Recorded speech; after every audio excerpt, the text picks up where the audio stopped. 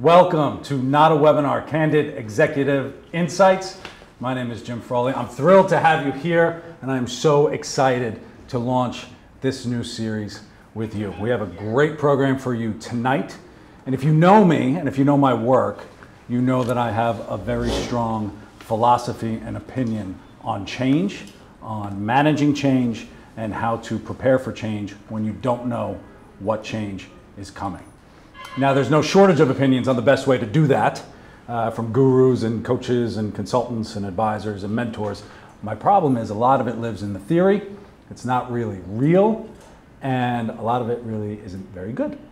And so when I was complaining to my team about that, we decided, much for the same reason that I launched my business, is rather than just complain about it, why don't you do something that's actually good? And that's what this series is. So I have 8 phenomenal executives lined up this year. Tonight we have my first, and I'm thrilled to introduce Bess Freedman, CEO of Brown Harris Stevens.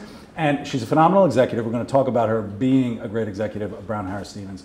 But the reason I picked her, she was the first person I thought of to do this, is because she has a lot of personal opinions as well. And she's very vocal. As if, yeah. And she's an advocate for social change. She does amazing work outside of the office. And when we think about work change and life change and human change, I thought she'd be a perfect person to kick it off. So Bess, welcome. Thank you so much. Jim, thank you for having me.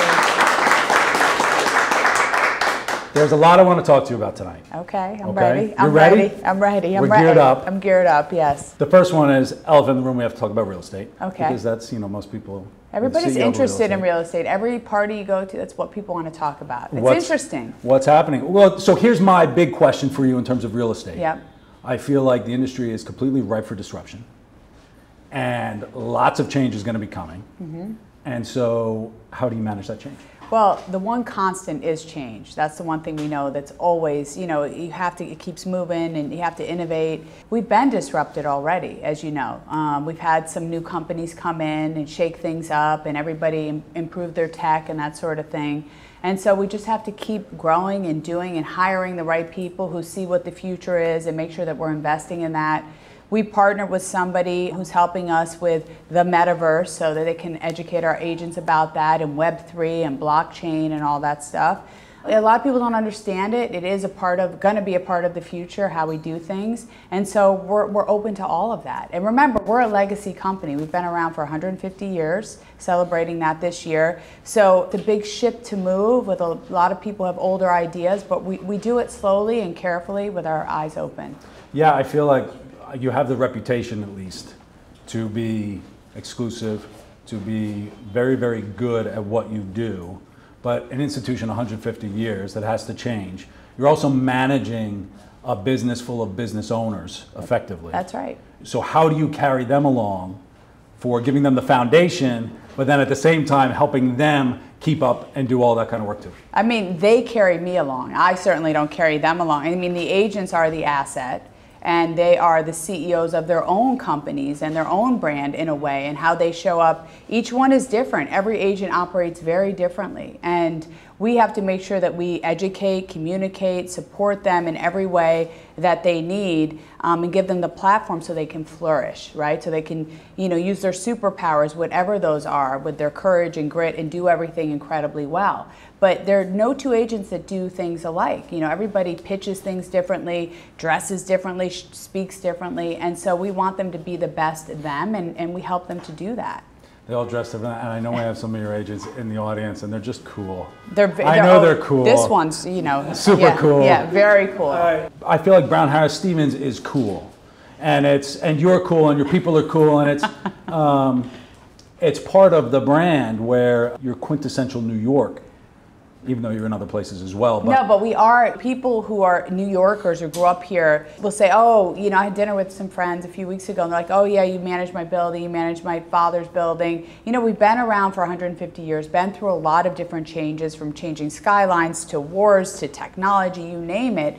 And we also manage almost 400 buildings throughout the city. So people know Brown Harris Stevens, and that's a great thing. It's a legacy company, heritage, and we're fortunate in that way.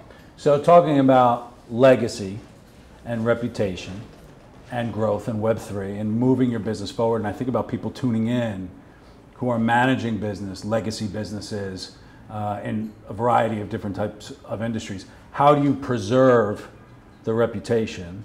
How do you preserve what makes you so valid and good while continuing to evolve? What's your perspective? I mean, that's hard. You know, you think about, you know, any legacy company, like you take an Hermes, for example, just using a brand that's high end, and you look at how they have reinvented themselves and their branding is different. It's a little bit sexy but classy, and it's still high end, and it's still something that's, you know, people look up to. It's aspirational, you know, but it's still new and modern. And so we've tried to do that with new branding. You know, we're sort of this modern, classic, relational company that people feel a part of. And we watch what we do. We haven't been on reality TV shows, even though people to do that.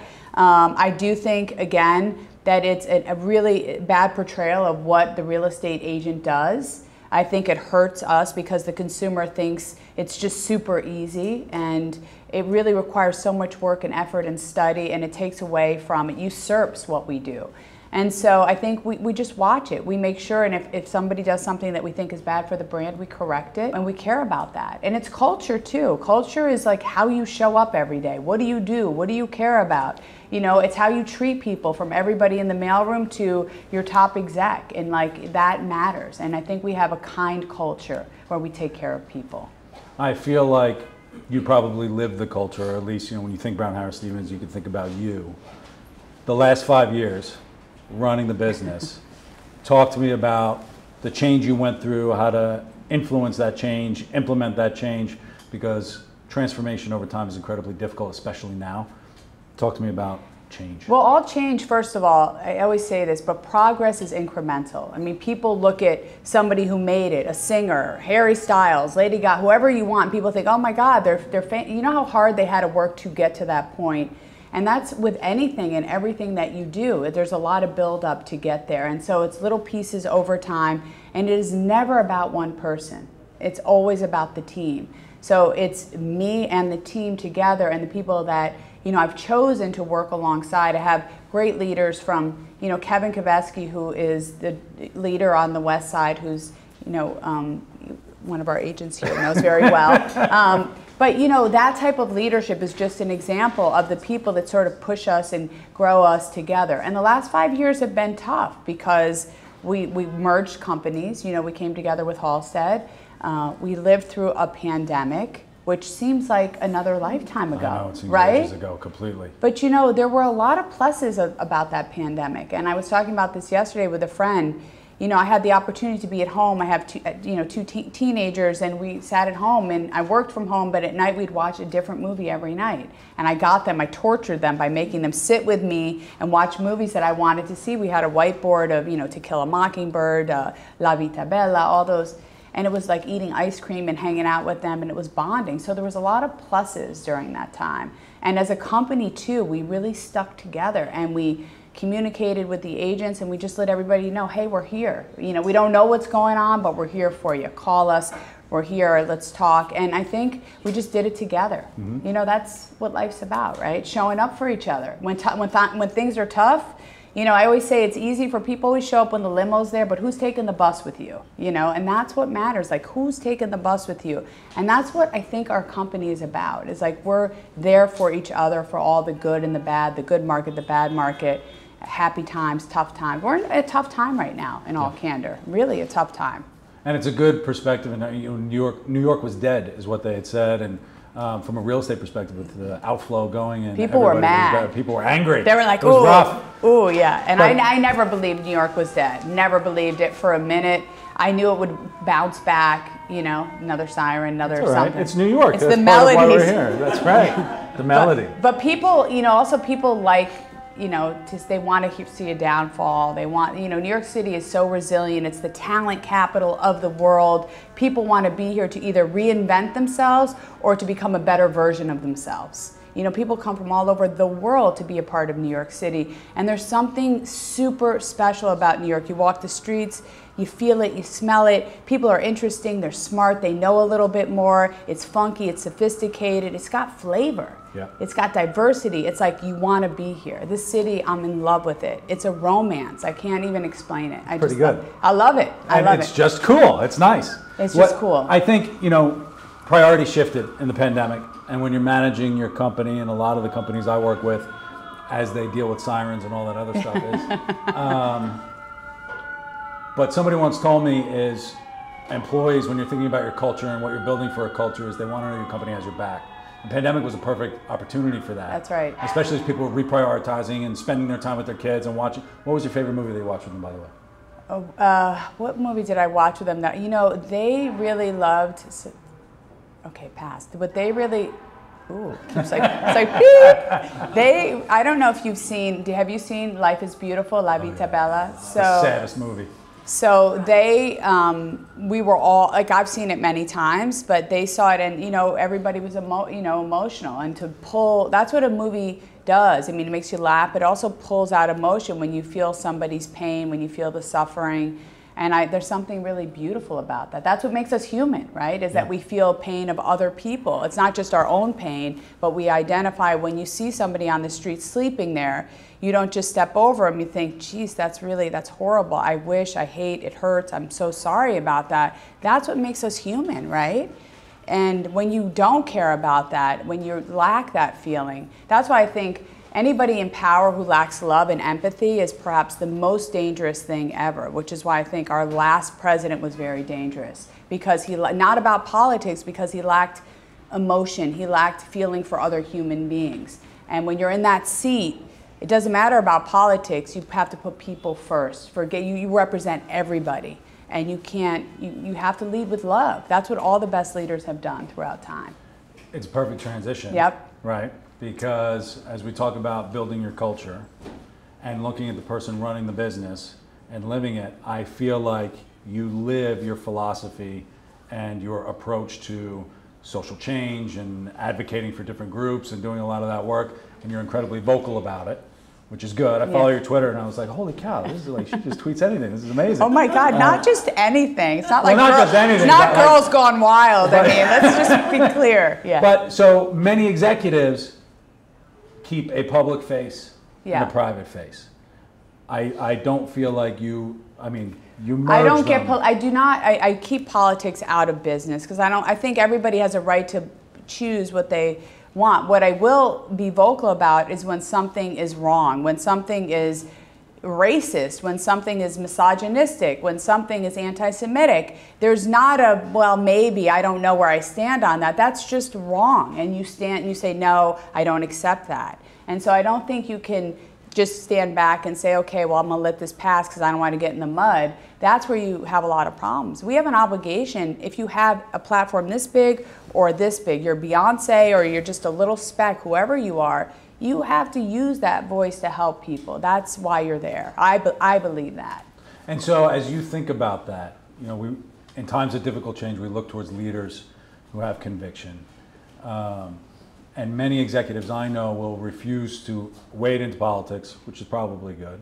But some would say that those areas of misogynism and racism, you know, is there a grayscale? And as you decide what it is or what it isn't, some people just will not wade into it. And I think back to George Floyd, the talking points were ready, but no real change happened at the organizations. Yeah. Talk to me a little bit about that. What drives your philosophy on that? Or is it more of just reactive of just saying, today's the day, I'm going to let you know? No, I don't. I mean, the one thing I actually learned this from, I have a teenage son who's bipolar, who's been through a lot of therapy. And one of the things he taught me is that from stimulation, you take space and then you choose how to respond. And it's a really healthy tip, because usually something happens to you and you just react, right? Like somebody will curse at you and you want to say, you know, you're like ready to flip them off or whatever. And so I've gotten better in the sense that I take time to think about how I want to respond to things. And when, you know, the murder of George Floyd, when that happened, you know, I sat around the dinner table with both of my kids, and you know, my daughter started crying, talking about it. There was enormous pain. I really felt like the world sort of stopped for like a minute to say, what just happened? Because we all watched that.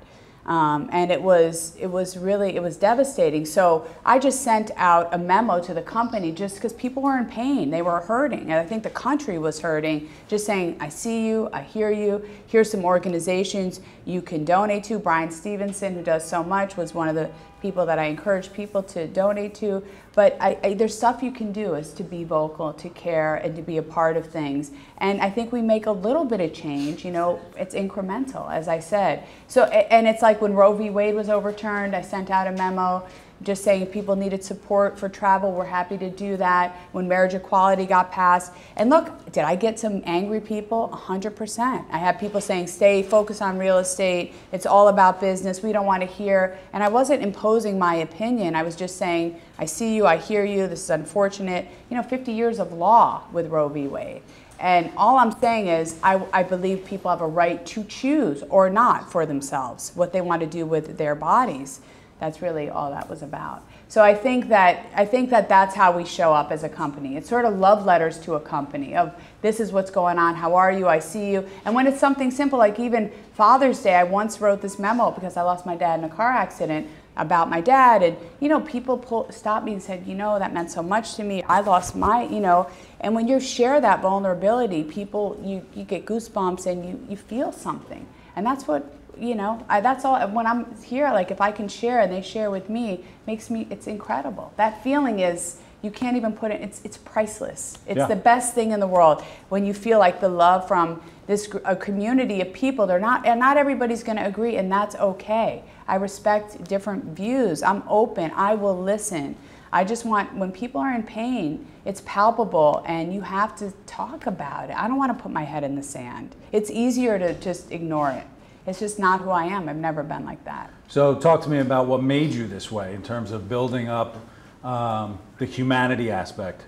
I mean, it sounds like it's just human first, and we hear about these things in HR projects and putting together, you know, change management, people strategy, whatever it is that we want. It's always people first and all that. But how that manifests is a little bit different. I feel like you have built your philosophy on this throughout your life. This isn't something new. Talk to me about.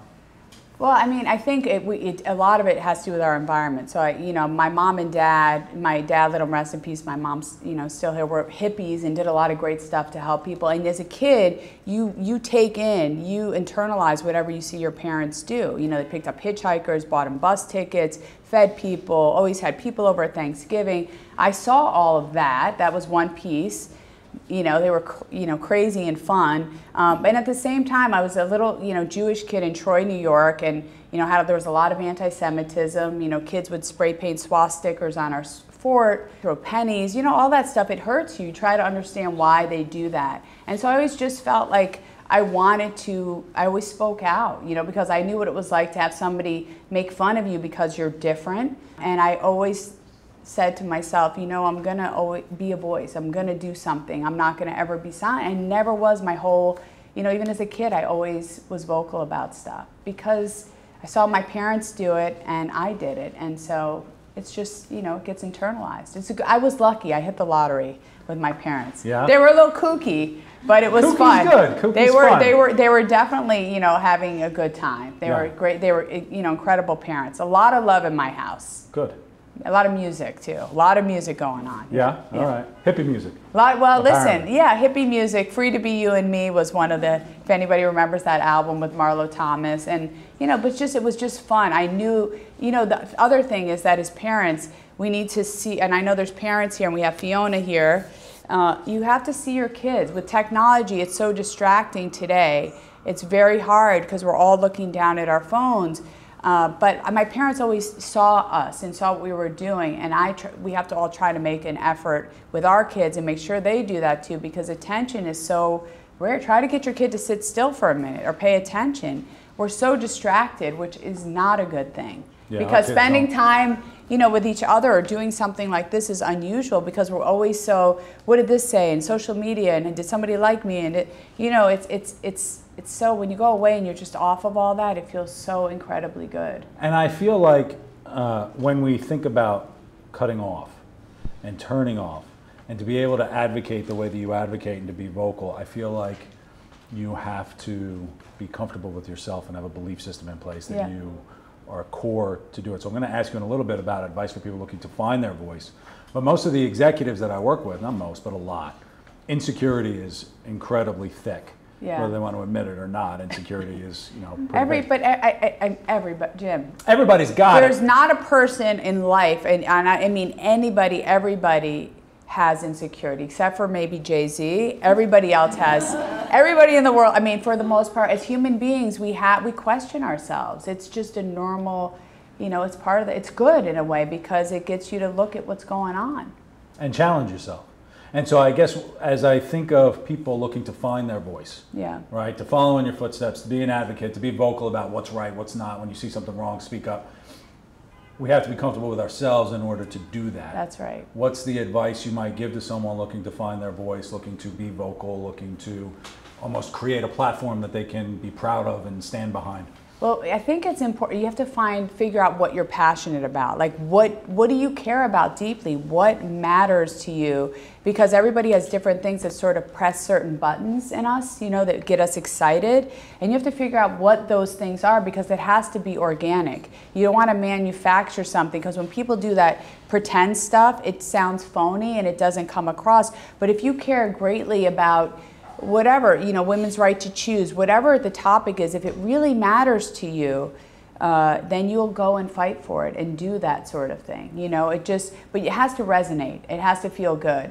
And the other thing that I say all the time is, there's this philosophy about, you should pursue whatever you love, whatever you're passionate about, like as a career. But I think you should really pursue what you're good at. And those two aren't always the same thing because you may be really good at figure out what you're really good at and really work at that because that should be what you hone and hopefully it's something you like too. But pursuing your passion, that's not always good advice because what if you like to sing or you like to tap dance and you're not so good at it? So I always say that could be a hobby, but figure out what you're really good at. Do you have high emotional intelligence? Are you good in sales? Are you good with numbers? And really hone that because that's where you can excel and do well in life. I think we sell our kids a dream that's not reality, and we need to tell them, find out what you're good at, because everybody's good at stuff. You just got to figure out what it is. And I feel like it's almost an exercise in self-respect as well, in terms of saying, respecting yourself enough to go after those things that you are good at, and having the dialogue inside about, am I good at this? What do I want to do? You have to be honest with yourself too. Don't kid yourself. We all know I think we kind of know what we're good at and what we're not, and then focus on it and get the best at it, become fluent with it, right? And try it, and try it, and play with it. Play around with it, and study it. Become the best in the world at it. I only have a couple more questions for you. If you're on the stream, enter questions into the chat, and we'll be able to ask Bess, and I'm going to open up to the room as well. But advice to CEOs, business owners, who are looking to manage their business and also manage their platform or their profile or their opinions, and pairing the two of them, similar to how you do it. I mean, first of all, it's not going to, how I do things is not going to jive with everybody, as you can imagine.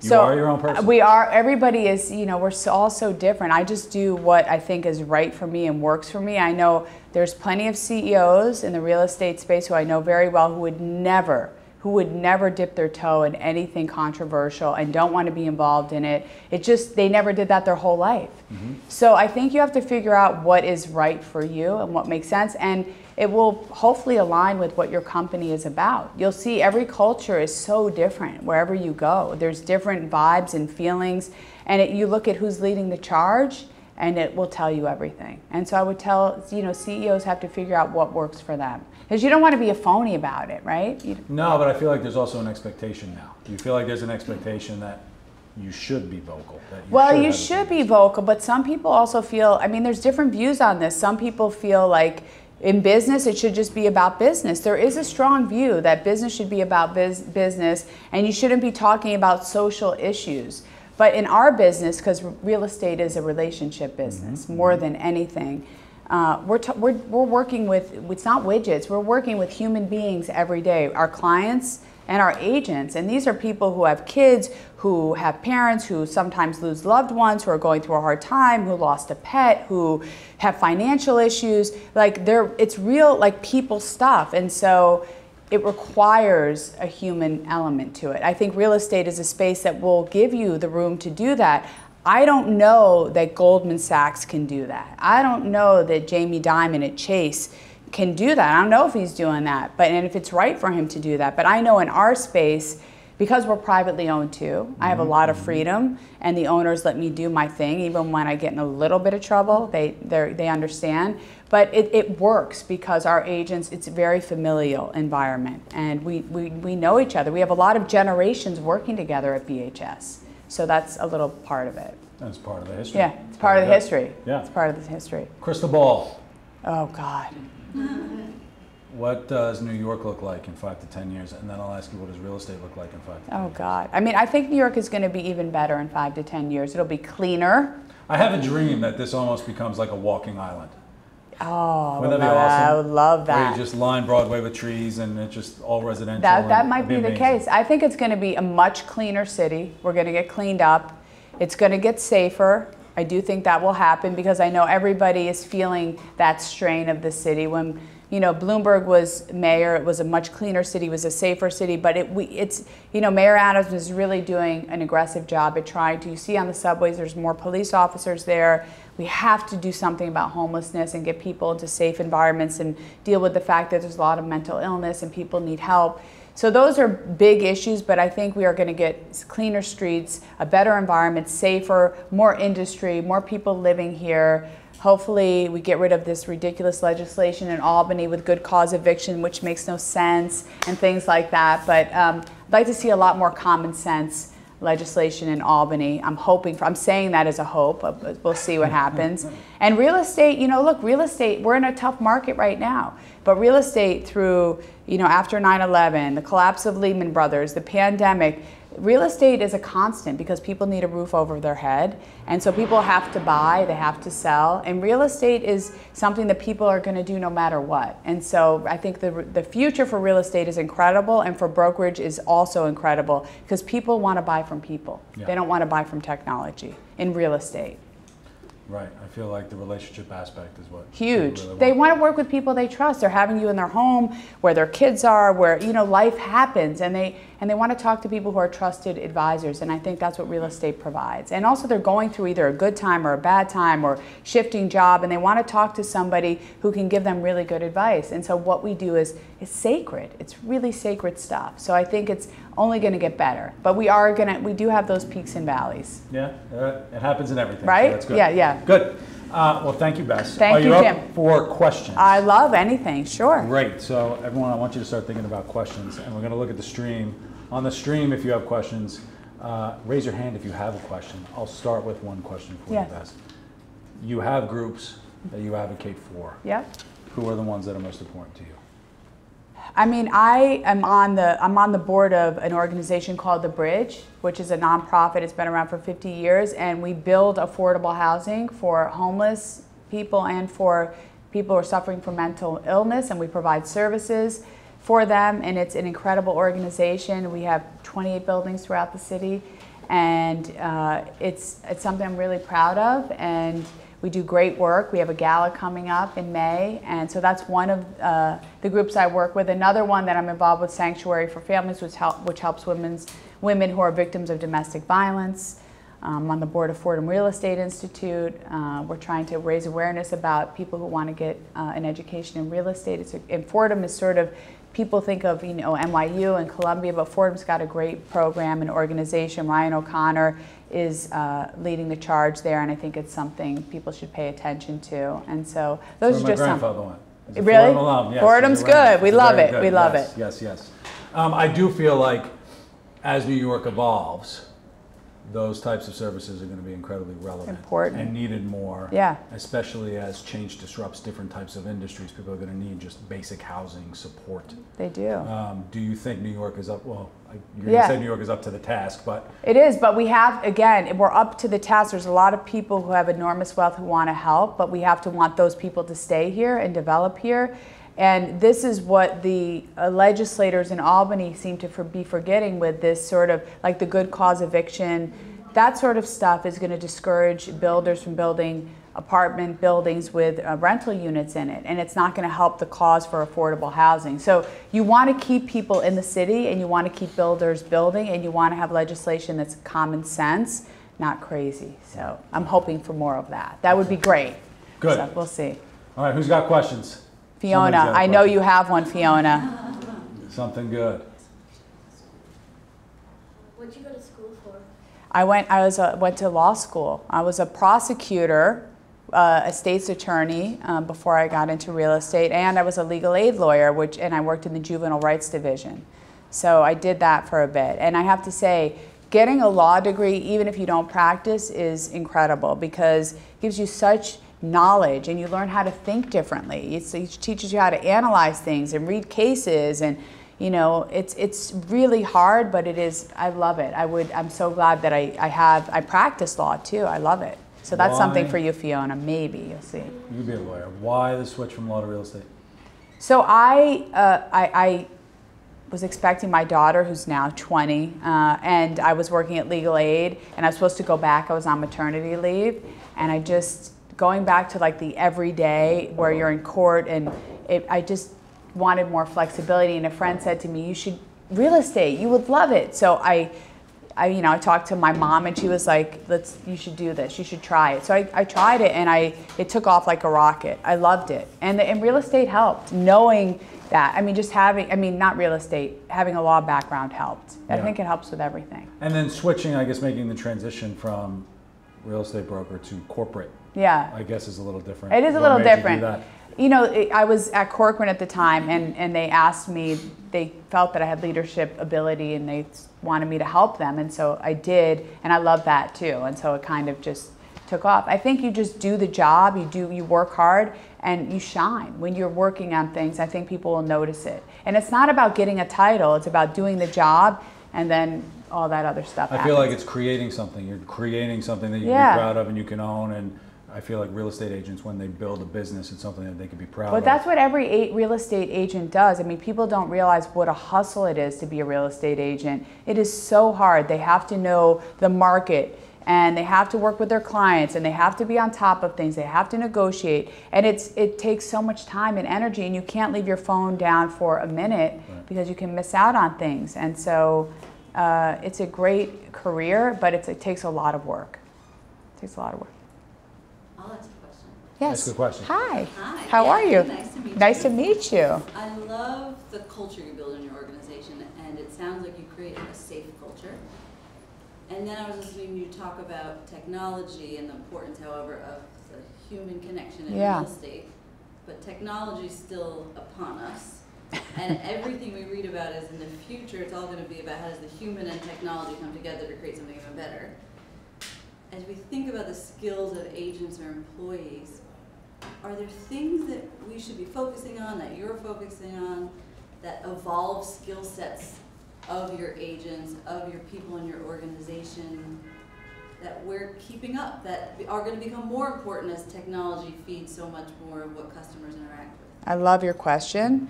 And I will tell you that I think technology, as it's going to keep growing and be different and more efficient. And what that will do is it will empower your relationships just to respond quicker or to get to people quicker. But what you do, what real estate agents do every day and how you show up will not change because it's high touch. They want to talk to people. They want to see you in person. For the most part, you may have some people who say, just send me a text. You do have investors, but for the most part, when you're dealing with people, they want to talk to you. They want to see you. They want to understand what's going on. And so I think the technology will only make you more efficient as it gets more innovative. But I don't ever see that changing and removing the actual real estate person from the equation. Our space, people did say they came in and said, oh, technology is going to transform everything, and that didn't happen. That didn't happen at all. In fact, what happened is that people are really, they work closely, with people that they trust over and over again, because it's perhaps the biggest investment of your life when you put, your money into your home, and you want to work with somebody you trust. And most people aren't buying homes online. They just don't do that. You want to walk into the lobby, or you want to smell the elevator. You want to look out the window. I mean, it's a big investment. Even if it's a studio or it's a $20 million home, people need to feel it out a little bit. So technology is great, I love it, but it's not a replacement for what we do. You know, it's when you see somebody, when you break bread with somebody, you know, when you share something, like that is priceless. And I think that gets, you know, that doesn't get talked about enough with what we do as real estate people. But I know it, and the agents know it because they live it every day. And I think it's an important thing to know. And for those listening on the stream, the question was about humans and technology and how do you pair the two. There's an empowerment, you talked about empowerment, there's an accountability aspect as well. Yep. In terms of managing people, bringing in technology, you can give them the platform, but they ultimately have to use that to build their business and take the actual steps. They can't wait for technology to solve their challenges. It can't solve your challenges. And some agents have incredible, they use CRMs, they use all this stuff. And we have some agents who don't dabble. They don't really use technology. They have their own way of going about it. But I think you need tech. I mean, I think it's the future. It should be, but it's additive to the human experience. It's a factor. You know, it's a factor. It's not one thing is replacing. There was this like mantra that technology is going to come in and everybody, and it's just not when it comes to what we do. Maybe it's with other things. Perhaps, you know, this whole chat GPT thing. I love it. I know. My son told me, he's like, you wrote my paper, Mom. I didn't even have to do my paper. I was like, oh, that's not good. But it makes you work faster. It doesn't necessarily make you work better. No, that's right. That's right. I agree. Any other questions? Oh, yes. Question from the stream. This from Greg. Can you discuss the challenges of managing a business and family, especially with teenagers at home? Oh, God. I mean, that's a very good question. Teenagers are challenging. I don't know. We're not there yet. We have a 5 and a 1.5-year-old. Oh, you got a ways. You know what I mean. I will tell that is hard. That's tough. It was tough. It's hard. There's definitely, you know, when you're spending a lot of time at work, you're missing something with your kids, and that's part of it. I'm also a single mom, so that makes it even a little bit more challenging. So yeah, it's tough. The one thing I do try to do is when I am there and when I am home with my kids, I'm with my kids. And I try to just be present with them. And then when I'm at work, I'm at work. So I try to do that as much as I can, but it's not easy. I've missed stuff for sure at work, and I've missed stuff with my kids because something gets watered down somewhere. It always does, right? But I try to give when I'm with them, I, try to snuggle them up and spend time with them and annoy them as much as I can. That's part of your job. That's part of it. That's great. And try to, be a good example for them. And it's funny, teenagers, they teach you. Yeah. They're the ones that teach you all the things that are going on in culture today. Like when it came out that my daughter, she's 20 now, but when she was 13, she was at a camp and she said, Mom, this is cold. They. And I said, what? She? He said, no, Mom. This is gender, it's this and that. She's explaining to me, I'm like, what? I don't understand. So it's a they, and what does that mean? And so does they like boys or girls? That was my question, I'm being honest, because I didn't understand the whole thing. And she explained it to me. She's like, no, gender is who you go to sleep as, and sexuality is who you go to sleep with. This is from a 13-year-old. I was like, okay, all right. So I'm just saying, like, you learn so much about what's going on. I'm Gen X, so we didn't grow up with this, but your kids, they teach you so much. I'm so grateful because they make you trendy because you learn slay and all that stuff to slay. But you can't really say it. I slay it. They don't. Just because you understand it, Gen X can't really say slay. No, I say slay all the time. Another day, another slay. We say that all the time. You get away with it. Right. But I think it's great you learn a lot from your kids. You hopefully you teach them stuff, but they probably teach you more, I think. Great. And it takes intentionality. Very much so. You need a lot of that. Okay, this is from Kaylee McCarthy. How will things like AI and the metaverse affect execs and employees in the future? And how are ways we can adapt to change now? AI is it's a part of everything today. I mean, we look at, it's like deep learning. And so it's like everything that we do, we're watching people, on the website, what they're doing. And so it's not going away. It's only getting more intense. So it's just a part of the company, technology, the future. And what was the second part of that? how are ways we can adapt to change now? Oh, I mean, it's hard. And I think the older that we get, the harder it is to adapt to change. But I think be open to things, be willing to learn, know that I think the key thing for anybody is to know that you don't know everything, and be open and be willing to listen to things. Even if you think you know for sure, you probably don't. It's that saying of, it's not what you don't know that gets you in trouble, it's what you know for sure that just isn't so that really gets you into trouble. You know, it's so you have to be, I just think be open to things, be willing to listen to things. And it's a good way, you know, in my world, everyone's got the buzzwords of humility and vulnerability and all of that, but defining, you know, how do you actually ask a question, what is a question, and how do you ask yourself real, honest, open questions where you legitimately don't know the answer, because I feel like macro change is, I always say, macro change requires a focus on the micro individual. The one person who can respond to change is the one focus for it. Great questions. Yes. Another question. Yes, we have two more. This Okay. is from Matthew Ramirez. Hey, With high Matthew. inflation and younger people having difficulty purchasing houses, what do you suggest we do to get a home without sacrificing our retirement? Sacrificing what? Our retirement. Yeah, I mean, inflation is definitely a challenge for everybody, and rates, as we know, have doubled. So I would say for a person that's interested in buying a home, if they have a little bit of savings, I would work with someone like a really good mortgage broker, a good agent, to have somebody figure out what it is that you can afford. And I would try to hone in on that, because even though rates have gone up and they've doubled from what they were, they're still historically low, and you can still get something. You can do a 10-year ARM, you can still get something that's more reasonable, and figure out what you can afford and what makes sense, because I do think if you can buy a home, it's always better than renting, because at least you're building equity, and it's also for consumption, it's long term, there's appreciation. So we're all being hit with inflation. It's hurting all of us. If you go to the market, everything is more expensive today. So I would just try to save. If you can save a little bit every month, I know it's hard. And then figure out what you can afford and try to find something. There are things out there. There's plenty of properties out there. And I think figure it out. People are doing it. People are buying. It's just, you know, you just have to be careful and work with good people.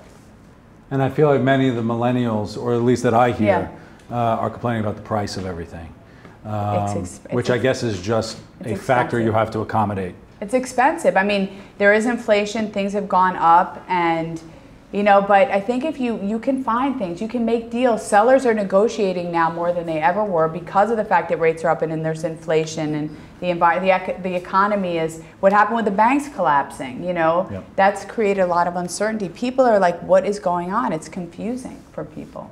So, yes. One last online question. This is from Agnes Holzberg. Hi, Agnes. Do you anticipate a connection in the current overheated real estate market? Is this a bubble? A correction. Oh, correction. I don't. I think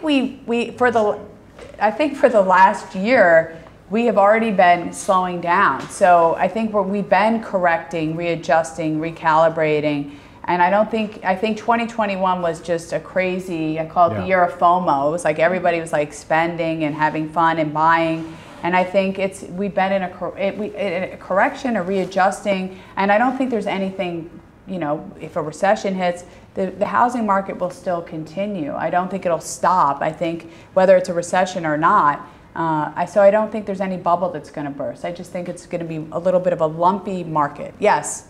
One more from Okay. Well. No fashion questions? I'm surprised. I'm hurt a little bit, but go ahead. Do you feel that real estate teams are the way of the future, or is there still a space for solo agents selling in NYC? Oh, I love that question. Definitely think there's plenty of room for solo agents. And in fact, we have mostly solo agents. You know, we have some people who like work together and partner, but I love the idea of a solo agent, because then it is you're the CEO of your company. Yeah. The teams are a whole nother thing. I don't think that's necessarily the way. I think that works for some people, but that doesn't work for everybody. And I think people who want to be in charge of what they're doing every day and be in control of everything, being a solo agent is fantastic, because what you put into it is what you get out. And when you have a team, you have to manage all those people, figure out what's going on, who's doing what. You have to pay all those people too. And it requires a lot of effort. So I definitely love the idea of a solo agent. I think if that's what you want to do, pursue it. I would encourage you getting a mentor, though, to try to work with somebody who can help you, teach you, show you the ropes, because you want to get your sea legs with somebody who knows what they're doing. But teams are just, I don't know. I think teams work for some people, but I don't think that that's... It's a whole different model. It's a whole different way to approach model. It's a whole business. big, thing. Works for some, not everybody. Good. This is a fashion question. Yes. Oh. I was just about to say, who's got a fashion one? She's got one. I'm living now, yes. And we're going to end on a fashion question. Okay. So I never important. thought I'd end one of these on a fashion question. Oh, you got a question too? All right, I'll ask you. Who's your go-to designer? Oh, I love Ralph Lauren. One of my favorites. I just think he's classic, he's elegant, he has, the dresses for evening are beautiful. I think it never goes out of style, great investment, great pair of like black gabardine pants will last you forever with a white button down, the right hoops and makeup, you're set, you're living, girl, you got it done. Love Ralph. Completely over my head right now. Dolores, you have a question, Dolores. Yeah. Hi, Dolores Walsh. Hi, great Dolores. talk. I do notice you're wearing Fordham's colors there. Yes. I didn't even do that on purpose. There you go. So you talked a lot about being out there and having opinions.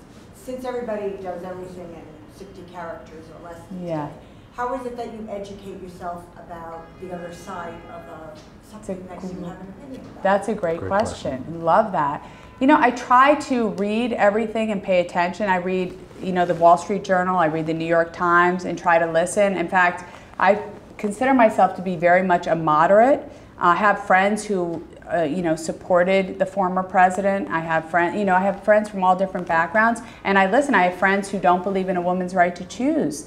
So I welcome those, and I want to listen to what people have to say. So I try to read everything and listen to things, and so I think that's the best way to do that. And I don't think I know everything, and I don't think I'm right about things, and I'm always willing to, correct myself if I say something or do something that's wrong, because I'm human too, and sometimes, I've done things where I've said, oops, I shouldn't have said that or done that, but I'm also, you touch points on people and we can tend to feel hurt or say things and do things.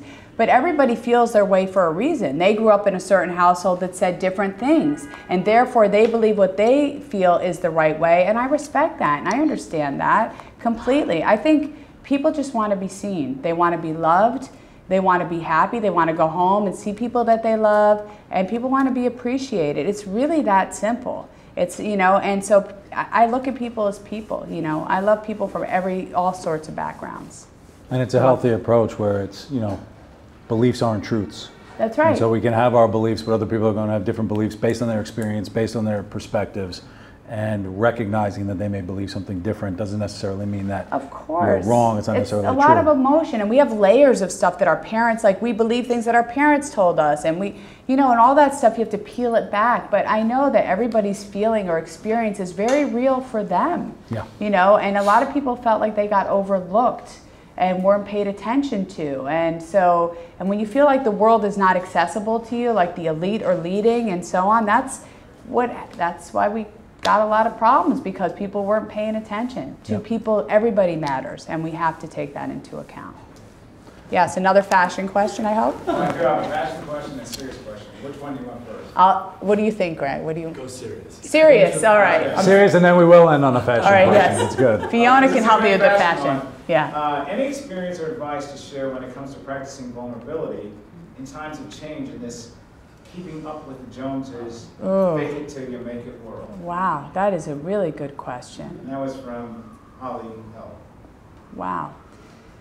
Yeah, I mean, that is really, it's very tough, particularly, I think, it's tough for women in a way, because the images that are portrayed on social media, more so, I mean, I just think that it's hard to live up to what you're supposed to look like and be like.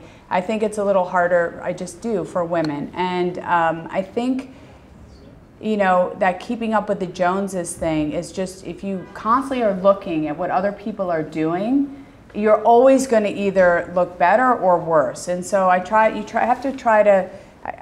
to be a little bit like Seabiscuit, you know, focus on myself and what matters to me and the things that make me stronger. I can't pull on others for my own happiness, right? I have to rely on me, myself. It's like that, I say this, it's one of my favorite things, but a bird sitting on a tree, on a branch, doesn't worry about that branch breaking because its trust is in its own wings, right? Not in the branch. And as human beings, we have to, you can't pull on a relationship like somebody who, to love you, to make you feel whole. You can't pull on, it's like people who use drugs or alcohol or shop, whatever those things are, that's an empty void. You have to figure out what makes you stronger and better and build that. Don't chase things, build a better you. And I think that's the best way to do that. So for me, like, I love physical activity. I love boxing. I've been doing ice baths, which I know is crazy. Nice, very good. Me too. Me Yeah. too. At Remedy Place. Okay. They you do a 6-minute ice bath at 39 degrees. Oh, it's cold, and you're shivering. But let me tell you, you get out of there, you feel like Wonder Woman because you, first of all, you accomplished it, and it feels so, your body feels so good. So I'm obsessed with those. Very good. But doing things like that, eating well, healthy living, is also a way to feel good and be able to show up as your best you. You're never gonna, you don't wanna be like the person next door, you wanna be your best Fiona. You wanna show up as Fiona and be the best Fiona that you can every single day.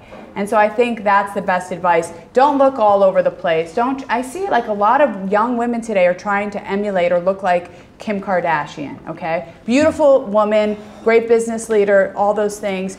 But why do you want to look like her? Look like you. Why are people creating their faces to look like somebody? You want to be the best. Like Fiona is a beautiful girl. You want to look like you. You don't want to create or copy something.